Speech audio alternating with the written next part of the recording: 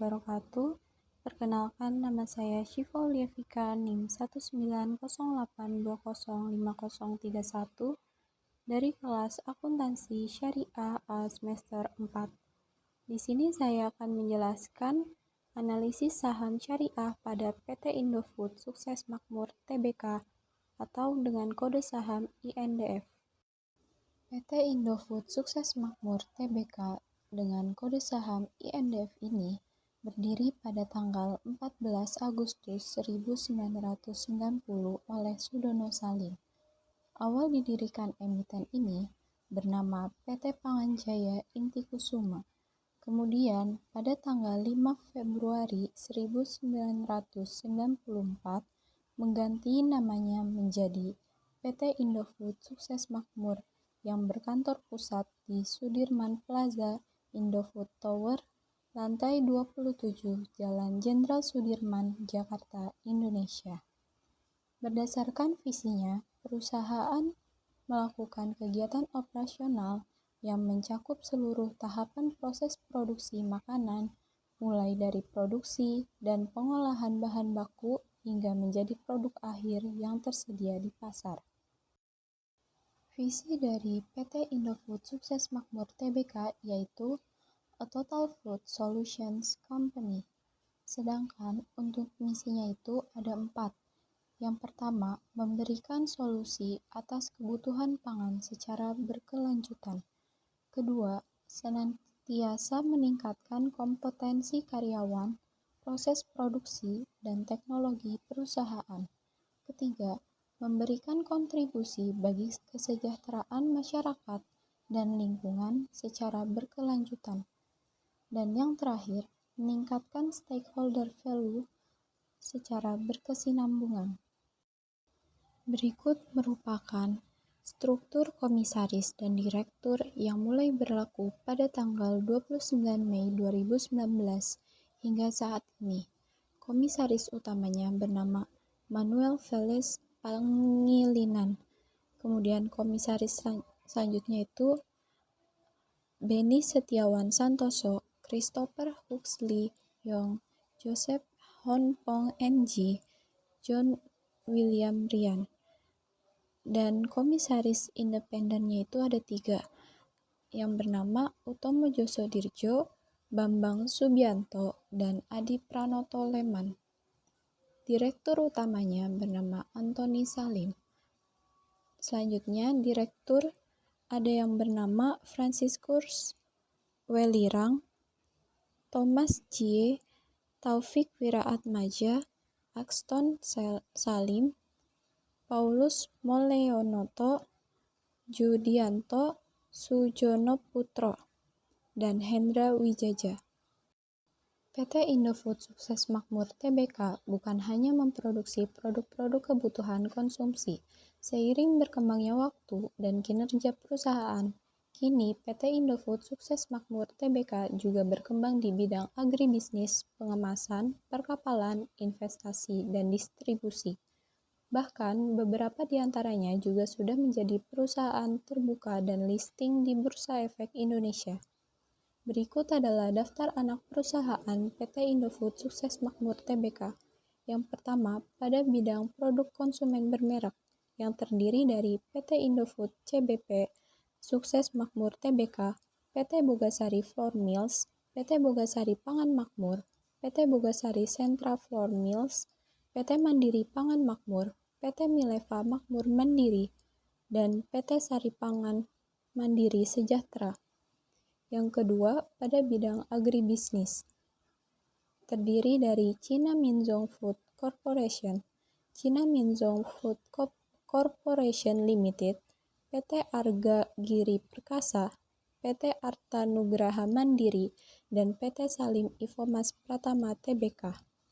Ketiga, pada bidang pengemasan, perkapalan, investasi, dan distribusi, terdiri dari PT Inti Abadi Kemasindo, Paskasari Pte Ltd, Indofood Singapore Holdings Pte Ltd, PT Bina Makna Indo Pratama, PT Indo Marko Adi Prima, PT Indo Bahtera Era Sejahtera, PT Puri Daya Usaha Tama, PT Pelayaran Tahta Bahtera, PT Prima Inti Pangan Sejati, dan lain sebagainya.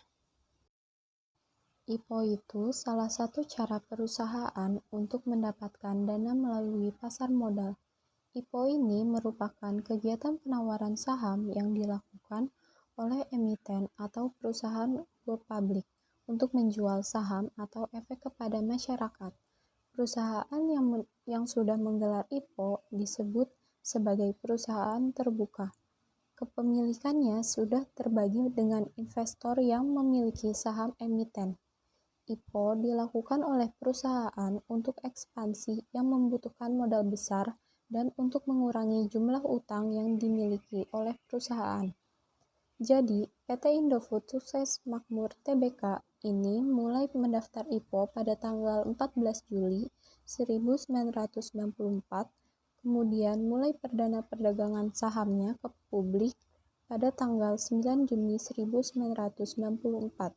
Penawaran harga perdana saham pada saat IPO sebesar Rp6.200 dan saham penawarannya sebanyak 21 juta. Dana yang terkumpul pada saat IPO sebesar Rp130.200.000.000.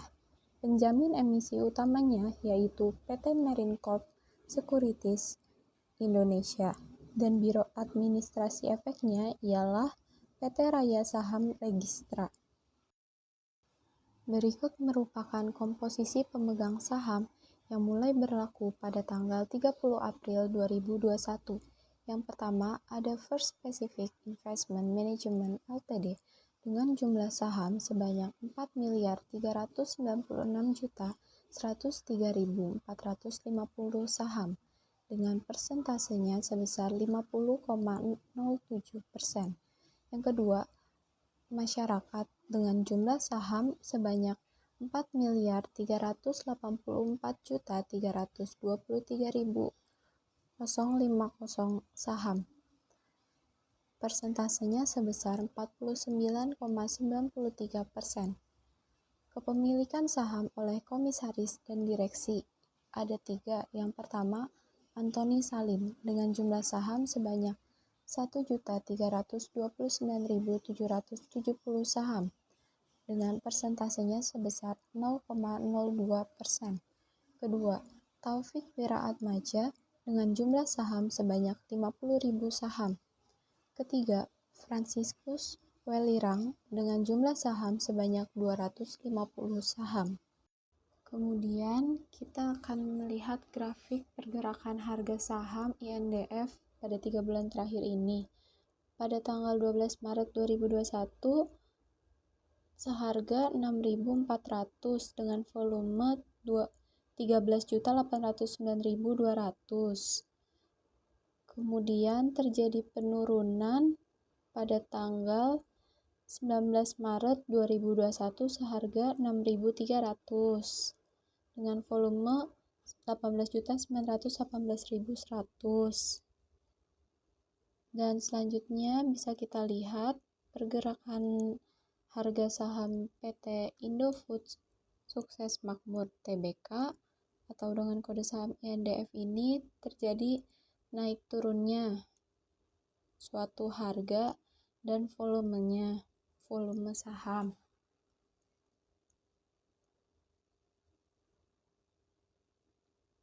Dan pada akhirnya di bulan Juni pada tanggal 11 itu tahun 2021 sekarang, hari Jumat kemarin, seharga Rp6.275 dengan volume 5.349.300. Menurut saya, prospek INDF ke depannya masih sangat menarik, apalagi dari segi valuasi.